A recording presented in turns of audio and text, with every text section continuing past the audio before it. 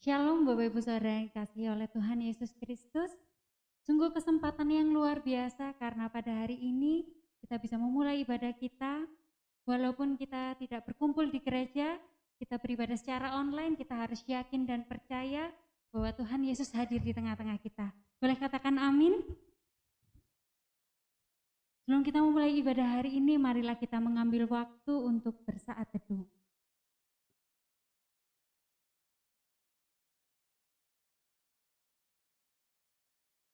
Biarlah kita menghadap wajah-Nya dengan nyanyian syukur, bersorak-sorak baginya dengan nyanyian mazmur. Sebab Tuhan adalah Allah yang besar dan Raja yang besar mengatasi segala Allah. Amin. Kami percaya Tuhan, hanya Engkau-lah yang layak kami sembah. Selamanya Engkau-lah Tuhan kami, Tuhan, yang terutama di dalam hidup kami. Kasih setiamu Tuhan, kami rasakan di setiap kehidupan kami Tuhan. Kini kami mau menyembah-Mu, kami mau memuliakan nama-Mu.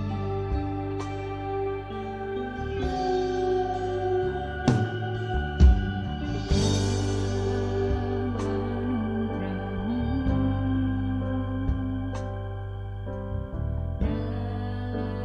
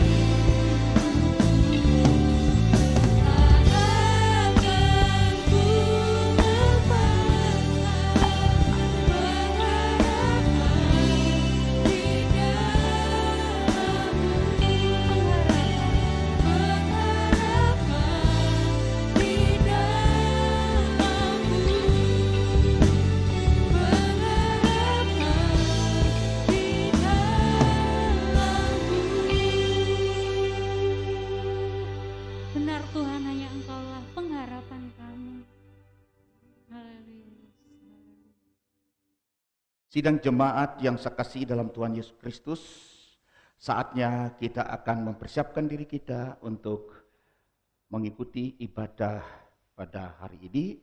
Mari kita bangkit berdiri, kita berdoa. Terimalah berkat dari Tuhan, bahwa pertolongan dalam ibadah ini datangnya dari Allah yang menciptakan langit dan bumi, dan yang tidak pernah meninggalkan ciptaan tangannya. Turunlah atas kita sekalian kasih anugerah dan damai sejahtera yang berasal dari Allah Bapa, Sang Pencipta langit dan bumi, dari Tuhan Yesus Kristus, Sang Penebus, dan dari Roh Kudus. Kiranya memberkati ibadah hari ini dari awal sampai kesudahannya, di dalam nama Tuhan Yesus Kristus, Kepala Gereja. Amin. Dipersilakan duduk kembali. Kita akan mendengarkan kebenaran firman Tuhan. Mari kita siapkan hati kita. Kami tidak mau menyerah Tuhan, belum kami mencoba semua yang kami bisa Tuhan. Kami percaya Tuhan, hanya Engkaulah pengharapan kami, dan kami mau berserah hanya dalam kehendak-Mu.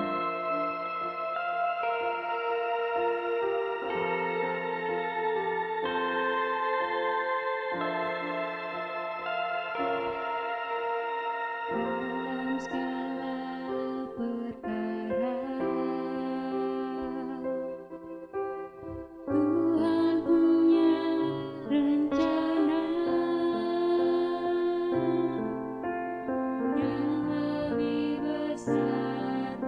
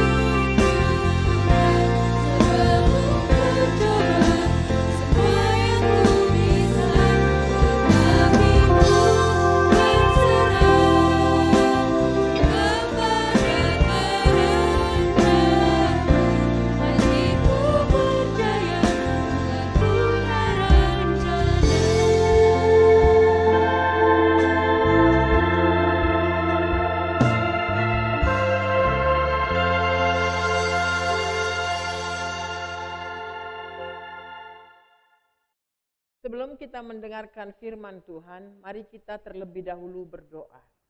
Bapa, dimuliakan Tuhan Yesus Kristus lewat pemberitaan firman Tuhan pada saat ini. Kami berdoa jamahan tangan-Mu Tuhan, terjadilah bagi kami. Sehingga setelah kami mendengarkan firman Tuhan, perubahan ajaib terjadi bagi kami. Mujizat Tuhan terjadi bagi kami sekalian. Kami yang kurang semangat diberi semangat yang baru. Kami yang sakit disembuhkan oleh kuasa darah Yesus. Kami yang putus asa dikuatkan kembali. Iman kami yang tergoncang diteguhkan kembali. Kami sungguh-sungguh haus dan rindu, lapar akan kebenaran firman Tuhan. Kami sambut firman Tuhan dengan hati yang bersyukur. Dalam nama Tuhan kami Yesus Kristus, kami sudah berdoa. Amin. Nats firman Tuhan yang kita baca pada saat ini terambil dari Kisah Para Rasul pasal 7 ayat 54 sampai dengan 60. Demikianlah bunyi firman Tuhan. Stefanus dibunuh, Saulus hadir. Ketika anggota-anggota Mahkamah Agama itu mendengar semuanya itu, sangat tertusuk hati mereka. Maka mereka menyambutnya dengan gertakan gigi. Tetapi Stefanus yang penuh dengan Roh Kudus menatap ke langit, lalu melihat kemuliaan Allah dan Yesus berdiri di sebelah kanan Allah. Lalu katanya, sungguh aku melihat langit terbuka dan Anak Manusia berdiri di sebelah kanan Allah. Maka berteriak-teriaklah mereka dan sambil menutup telinga serentak menyerbu Stefanus. Mereka menyeret Stefanus keluar kota, lalu melemparinya, dan saksi-saksi meletakkan jubah mereka di depan kaki seorang muda yang bernama Saulus. Sedang mereka melemparinya, Stefanus berdoa katanya, "Ya Tuhan Yesus, terimalah rohku." Ayat yang ke-60. Sambil berlutut, Stefanus berseru dengan suara nyaring, "Tuhan, janganlah tanggungkan dosa ini kepada mereka."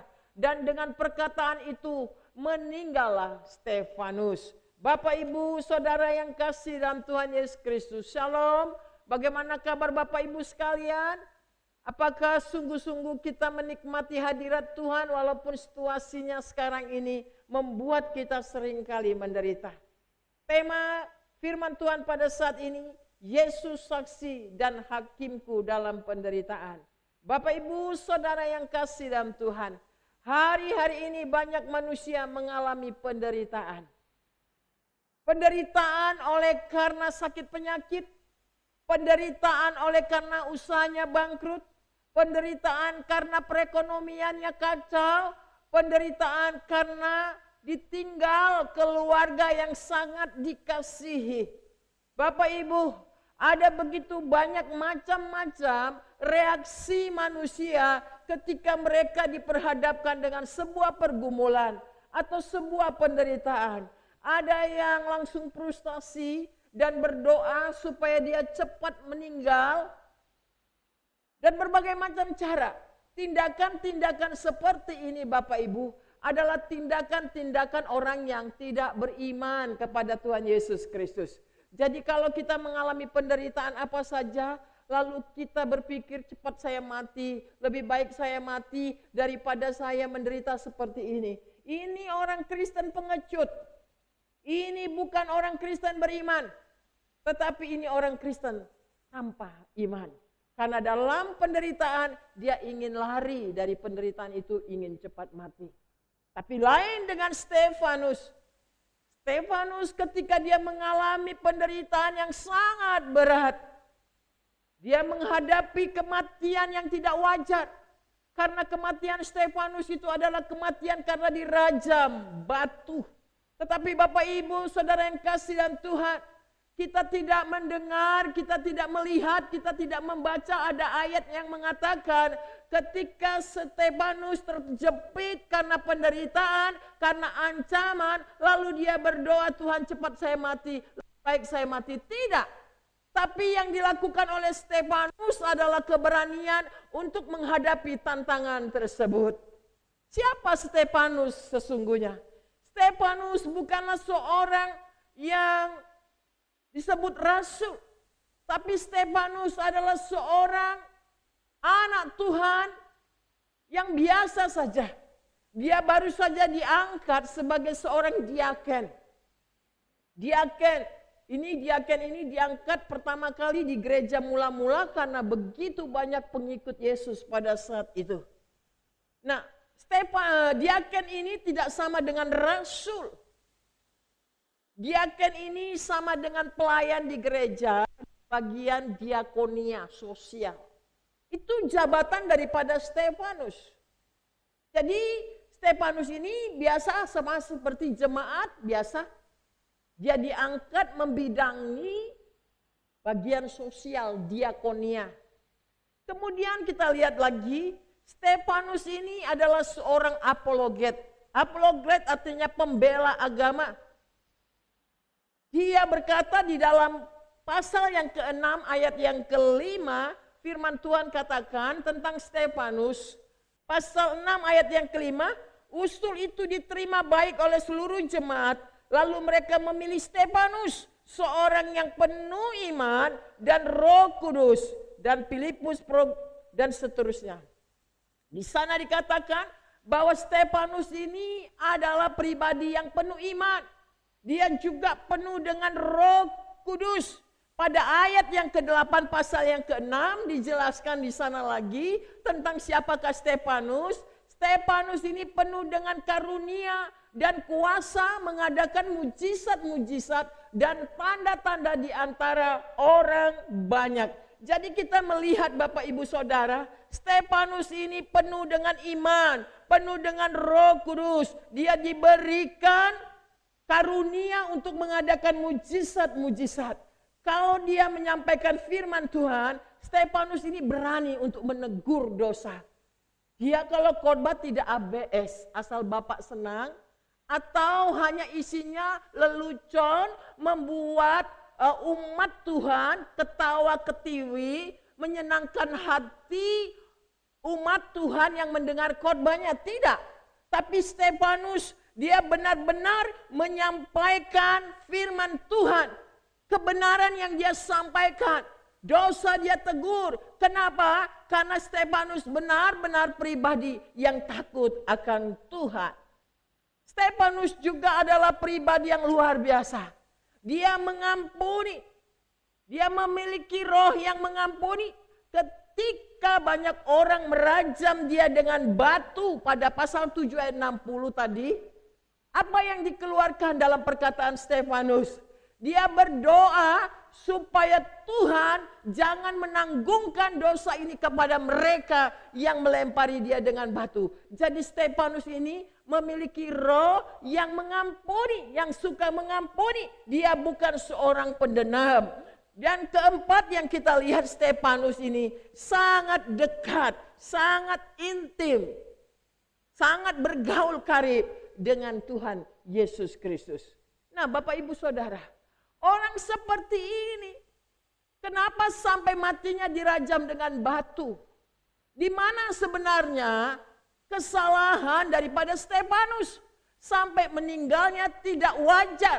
Apa yang dilakukan oleh Stefanus sampai orang Yahudi pada saat itu melempari Stefanus sampai mati, dan provokatornya yang memprovokasi ini adalah Saulus pada saat itu. Mengapa? Stefanus mengalami penganiayaan sangat berat. Dia dirajam dengan batu sampai mati. Ini disebabkan pada saat itu ketika mereka mendengar khotbah Stefanus, ada banyak orang bertobat menerima Yesus Kristus sebagai Tuhan dan Juru Selamat mereka. Pasal 6 ayat yang ke-7 dijelaskan oleh firman Tuhan ini. Firman Allah makin tersebar dan jumlah murid di Yerusalem makin bertambah banyak. Juga jumlahnya besar, imam menyerahkan diri dan percaya. Banyak orang-orang Yahudi akhirnya percaya kepada Tuhan Yesus Kristus. Inilah faktor yang pertama, karena ada begitu banyak orang menerima Yesus sebagai Tuhan dan Juru Selamat. Memang Bapak Ibu Saudara, Iblis itu tidak suka kalau melihat ada orang yang bertobat menerima Yesus sebagai Tuhan dan Juru Selamat. Itu sebabnya iblis selalu memakai orang-orang yang membenci nama Yesus untuk membinasakan, menghukum, memenjarakan orang-orang yang sungguh-sungguh percaya Tuhan Yesus Kristus. Dikatakan pada pasal 6 ayat 10 sampai dengan 11, apa yang dilakukan para ahli-ahli Taurat pada saat itu. Tetapi mereka tidak sanggup melawan hikmat dan roh yang mendorong Stefanus berbicara. Ayat 11 dikatakan di sana, lalu mereka menghasut, memprovokasi beberapa orang untuk mengatakan, kami telah mendengar Stefanus mengucapkan kata-kata hujat terhadap Musa dan Allah. Jadi Bapak Ibu, pada saat itu Stefanus ini ditangkap. Lalu mereka mengadakan perdebatan. Mereka tidak sanggup karena Stefanus ini penuh hikmat. Penuh dengan Roh Kudus.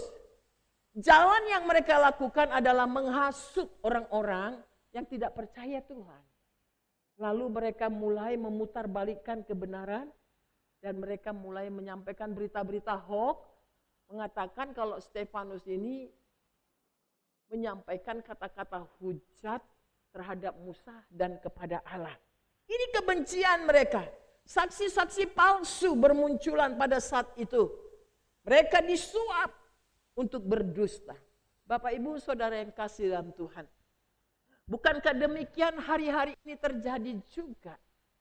Kalau ada dalam satu anggota keluarga dari yang tidak percaya kepada Tuhan Yesus menjadi percaya kepada Tuhan Yesus, apa reaksi dari keluarga yang tidak percaya Tuhan Yesus kepada orang yang percaya Tuhan Yesus? Pasti yang percaya Tuhan Yesus ini dimusuhi. Sekalipun yang percaya Tuhan Yesus ini adalah seorang penjahat, seorang perampok. Ketika dia membuka hati percaya Tuhan Yesus, orang-orang di sekitar mereka pasti menghasut dan memprovokasi, memusuhi orang tersebut.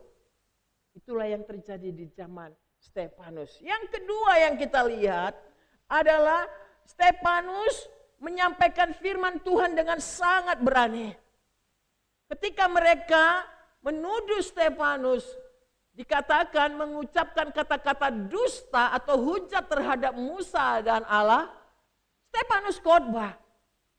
Wajah Stefanus tidak muram, wajah Stefanus tidak takut, tetapi firman Tuhan katakan wajah Stefanus itu penuh dengan kemuliaan Tuhan. Pasal 6 ayat yang ke-15 firman Tuhan katakan, ketika mereka melihat wajah Stefanus seperti muka seorang malaikat penuh dengan kemuliaan. Stefanus tidak terpengaruh dengan ancaman di sekitar. Justru dia menyampaikan firman Tuhan. Dia menyampaikan dari mulai Abraham. Dia sampaikan tentang Ishak. Dia sampaikan tentang Yakub. Dia sampaikan keturunan Yakub yang ada 12. Dia sampaikan tentang Musa. Dia sampaikan tentang Yosua. Dia sampaikan tentang Daud dan Salomo. Tidak ada satupun penyampaian Stefanus yang menghujat Musa, yang menghujat Allah. Dia sampaikan dengan keberanian. Justru di akhir daripada khotbah Stefanus, dia sendiri menantang orang-orang yang mendengarkan. Kamu orang-orang beragama, tetapi kamu tidak melakukan apa yang kamu percayai. Pasal 7 ayat yang ke-52 sampai dengan yang ke-53. Akhir daripada khotbah Stefanus. Siapakah dari nabi-nabi yang tidak dianiaya oleh nenek moyangmu? Bahkan mereka membunuh orang-orang yang lebih dahulu memberitakan tentang kedatangan orang benar yang sekarang telah kamu hianati dan kamu bunuh.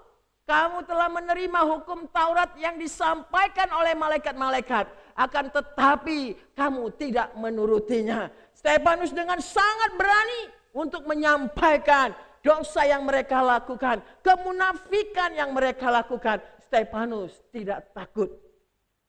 Bapak Ibu Saudara yang kekasih dalam Tuhan. Akhir daripada penyampaian Stefanus Dikatakan oleh ayat firman Tuhan, dia melihat sorga. Dia melihat sorga. Dan dia katakan di pasal yang ke-7 ayat yang ke-54. Di sana dikatakan Stefanus melihat sorga. Ketika anggota-anggota Mahkamah Agama itu mendengar semua yang disampaikan oleh Stefanus, sangat tertusuk hati mereka. Maka mereka menyambutnya dengan gertakan gigi. Oh Bapak Ibu Saudara, kita melihat ini satu contoh. Ada orang mendengarkan firman Tuhan, dia menyambutnya dengan penuh sukacita. Dia datang dengan frustasi ke dalam rumah Tuhan, dia pulang membawa pengharapan yang baru. Tetapi di sini kita lihat para imam-imam ini, orang-orang Yahudi ini mendengarkan firman Tuhan disampaikan oleh Stefanus. Akhir dari penyampaian harusnya mereka bertobat, tetapi di sana dikatakan hati mereka tertusuk dan mereka sangat marah karena dosa mereka diutak-atik sama Stefanus. Bagaimana sikap kita ketika kita mendengarkan firman Tuhan? Apakah kita menyambutnya dengan penuh sukacita? Apakah kita mendengarkan firman Tuhan ini kita siap-siap ditegur oleh firman Tuhan? Apa motivasi kita waktu kita dengar firman Tuhan? Kita mau diubahkan atau tetap dosa itu lengket dalam diri kita? Datang dengan wajah muram, pulang dengan wajah suram. Seharusnya kita datang dengan wajah muram, pulang dengan sukacita. Tetapi Stefanus tidak takut. Walaupun dia sudah menyaksikan bahwa ancaman itu sudah dekat dalam dirinya. Ketika dia melihat ancaman itu sudah dekat dengan dirinya. Ayat yang ke-56. Firman Tuhan katakan. Apa yang dilihat oleh Stefanus. Dia katakan. Lalu kata Stefanus. Sungguh aku melihat langit terbuka. Dan anak manusia berdiri di sebelah kanan Allah. Waduh, dia melihat sorga, dia melihat Yesus Kristus berdiri di sebelah kanan Allah. Bapak Ibu Saudara yang kasih dalam Tuhan Yesus, apa reaksi daripada mereka semua? Di sana dikatakan seharusnya ketika mereka menyaksikan apa yang disaksikan oleh Stefanus, seharusnya mereka itu diberkati. Tetapi ayat yang ke-57 di sana dikatakan, firman Tuhan mengatakan demikian apa yang reaksi yang dikerjakan mereka kepada Stefanus. Ayat yang ke-57 firman Tuhan katakan. Maka berteriak-teriaklah mereka dan sambil menutup telinga serentak menyerbu dia. Wah Bapak Ibu Saudara, ketika Stefanus bersaksi, aku melihat surga, aku melihat anak manusia berdiri di sebelah kanan Allah. Bukannya disambut dengan tepuk tangan, tetapi mereka berteriak-teriak, menutup telinga mereka dan menyerbu Stefanus. Bapak Ibu Saudara yang kasih dalam Tuhan, kenapa mereka begitu sangat marah? Ketika Stefanus katakan, aku melihat sorga, aku melihat anak manusia berdiri di sebelah kanan Allah. Ini penghinaan buat orang-orang Yahudi. Mengapa Bapak Ibu? Karena yang bisa mendapatkan penglihatan untuk melihat sorga dan anak manusia itu, orang-orang Yahudi berpikir itu hanya bisa dilihat oleh Daniel. Bukan Stefanus.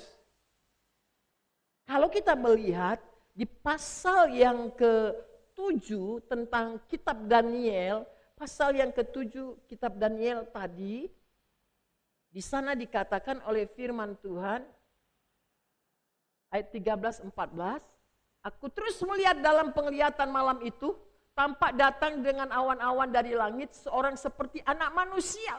Datanglah ia kepada yang lanjut usia itu dan ia dibawa ke hadapannya. Ayat 14, lalu diberikan kepadanya kekuasaan, kemuliaan dan kekuasaan sebagai raja. Maka orang-orang dari segala bangsa, suku bangsa dan bahasa mengabdi kepadanya. Kekuasaannya ialah kekuasaan yang kekal, yang tidak akan lenyap, dan kerajaannya ialah kerajaan yang tidak akan musnah. Ini penglihatan daripada Daniel. Nah, penglihatan yang sama dilihat oleh Stefanus.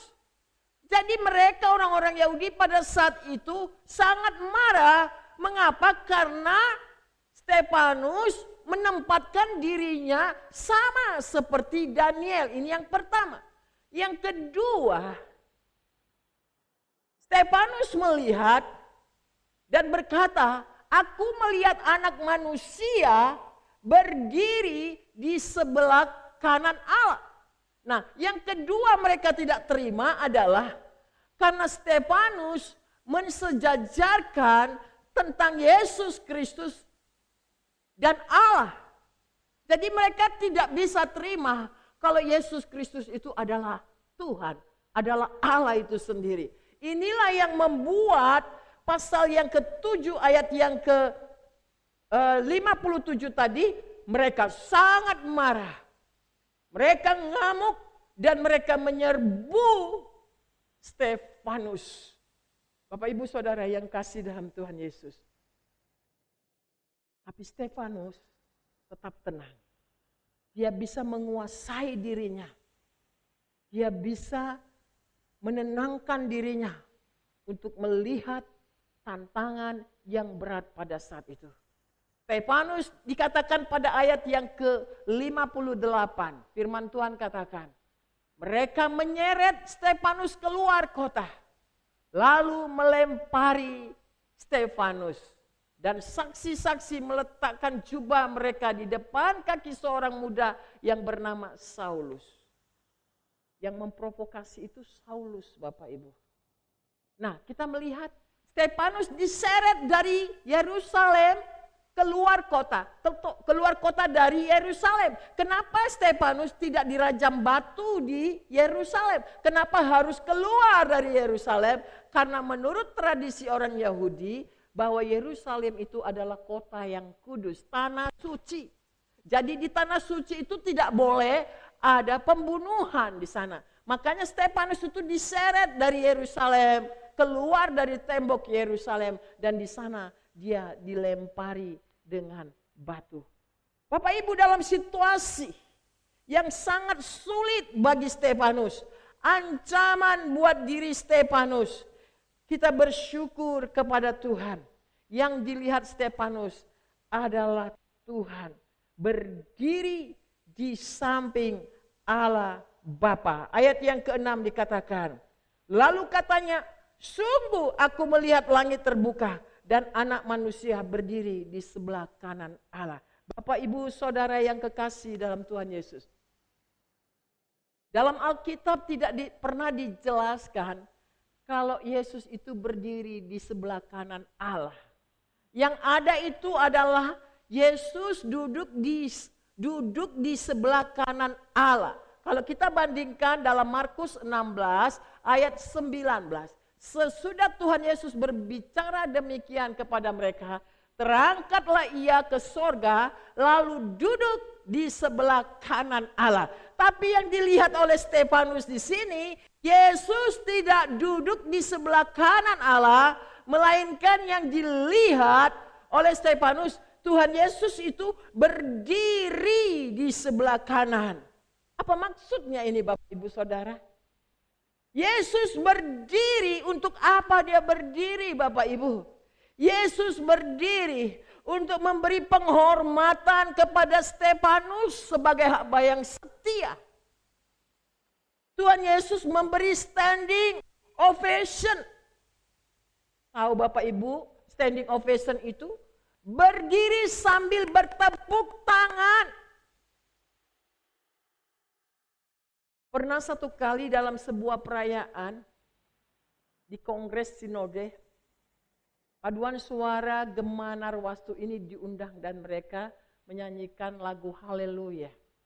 Selesai paduan suara ini menaikkan pujian ini, para misionaris yang hadir, hamba-hamba Tuhan yang hadir di sana langsung berdiri, standing ovation. Mereka langsung berdiri memberikan penghormatan sambil bertepuk tangan. Karena paduan suara ini bisa menyanyikan dengan baik, memberikan satu penghargaan. Nah, Yesus Waktu Stefanus sampai dia dirajam batu karena dia menyampaikan firman Tuhan, karena dia menyampaikan imannya kepada Yesus Kristus, karena dia memberitakan firman Tuhan, memberitakan nama Yesus Kristus.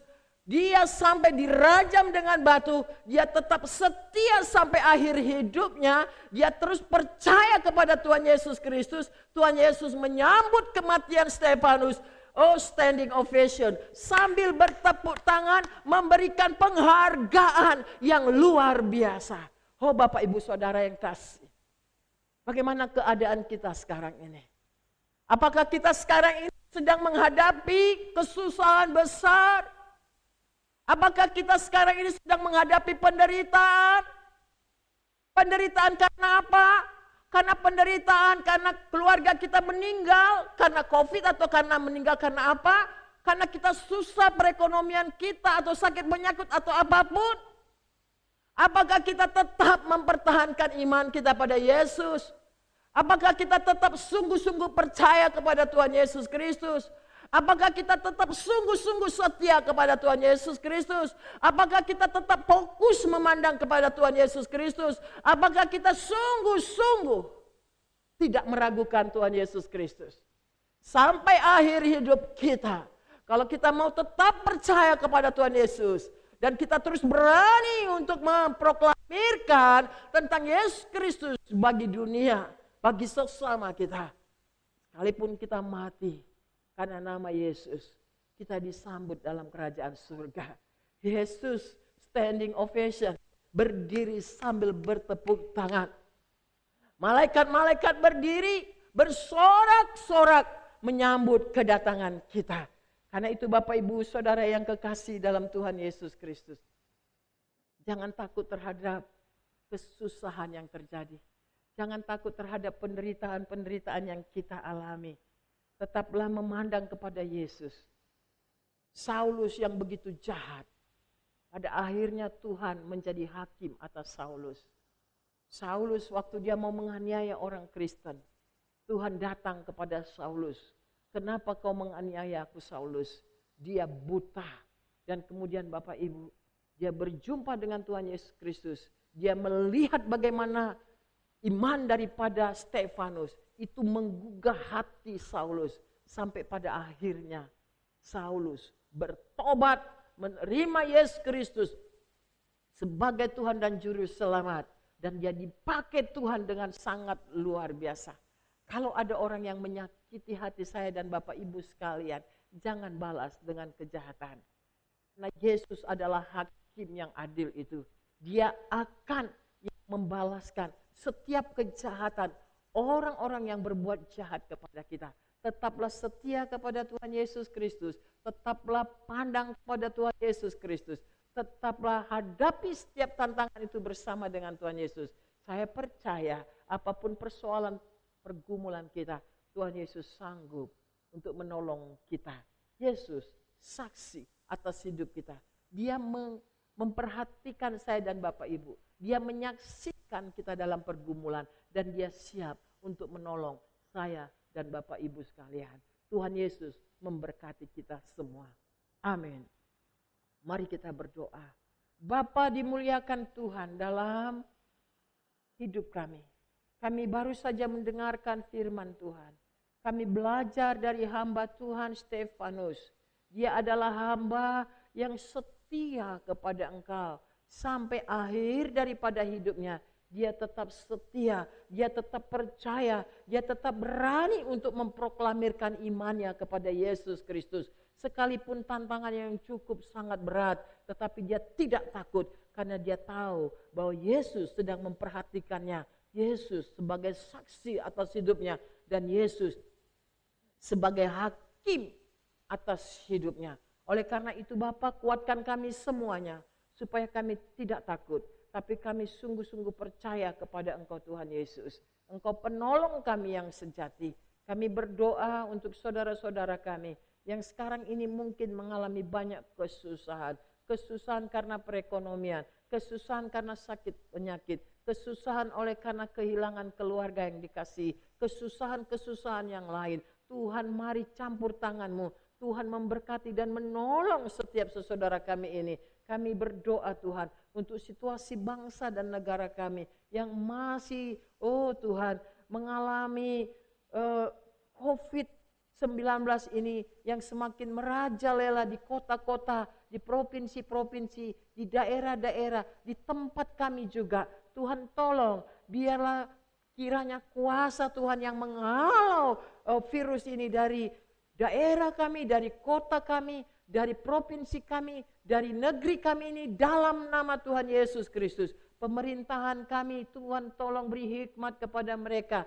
Kami berdoa untuk tim medis, berikan perlindungan kepada mereka. Kami berdoa Tuhan untuk para pekerja yang ada di pemakaman, yang menguburkan begitu banyak korban karena COVID ini. Tuhan juga menolong dan memberi kekuatan. Kami berdoa untuk para supir ambulan juga. Tuhan juga memberi kekuatan. Kami sungguh-sungguh berdoa dalam nama Yesus. Tolonglah bangsa dan negara kami ini Tuhan. Supaya bangsa dan negara kami dibebaskan dari masalah virus corona ini. Rakyat Indonesia supaya sungguh-sungguh memakai prokes kesehatan dari pemerintah ya Tuhan. Kami berdoa dalam nama Tuhan Yesus Kristus. Selama kami PPKM, kami sungguh-sungguh mau berdoa dalam nama Tuhan Yesus. Supaya kiranya masalah COVID di negeri kami ini dapat dituntaskan. Kami sungguh berdoa dalam nama Tuhan Yesus.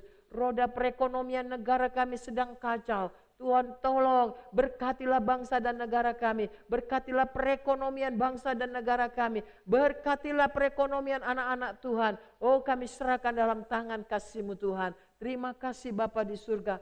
Kami sungguh-sungguh menyerahkan seluruh kehidupan kami kepadamu Tuhan. Terpujilah nama Tuhan kami Yesus Kristus. Sebentar lagi kami akan memberikan persembahan. Tuhan memberkati persembahan-persembahan yang kami berikan untuk pekerjaan Tuhan. Tuhan memberkati seluruh jemaat Tuhan yang memberi dari kekurangan dan bahkan yang memberi dari kelebihan. Biarlah Tuhan membukakan tingkap-tingkap di langit dan mencurahkan berkat-Mu atas kami semua. Terima kasih Tuhan. Kasih di dalam nama Tuhan Yesus Kristus kami sudah berdoa. Haleluya. Amin. Ini tiba saatnya kita akan memberikan yang terbaik untuk Tuhan. Kita akan memberikan persembahan. Kita angkat pujian. Mari kita bersorak-sorai. Kita katakan terima sukacita surga.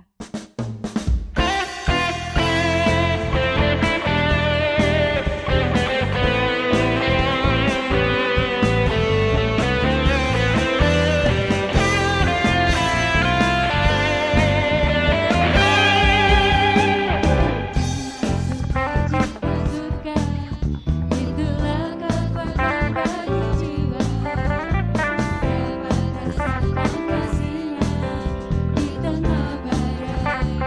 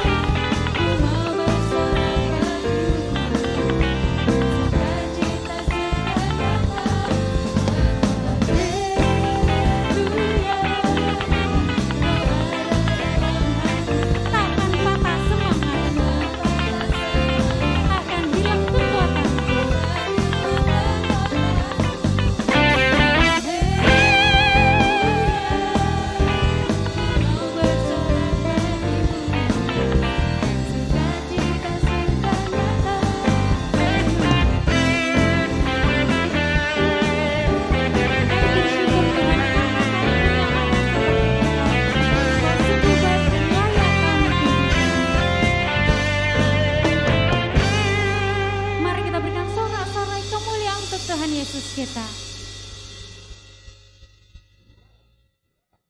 Sidang jemaat yang dikasihi Tuhan, pulanglah di dalam damai sejahtera Tuhan dan terimalah berkat dari Tuhan. Tuhan mengasihi engkau dan mengasihi seluruh anggota keluargamu melebihi bangsa-bangsa yang tidak mengenal Allah. Tuhan mencurahkan berkat-berkat-Nya secara berlimpah-limpah untuk seluruh anggota keluargamu. Dan Tuhan akan menghalau dari hadapanmu segala macam kutuk kegagalan, kemiskinan, kebangkrutan. Bahkan Tuhan menghalau daripadamu segala macam virus penyakit tidak akan menimpa kepadamu. Tuhan menyinari engkau dengan wajah-Nya dan memberi engkau kasih karunia. Tuhan menghadapkan wajah-Nya kepadamu dan memberi engkau damai sejahtera. Mulai dari saat ini sampai selama-lamanya, hingga Kristus Tuhan datang menjemput kita naik ke surga yang kekal. Amin. Amin.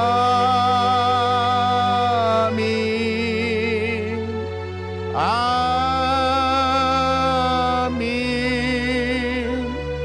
Amin.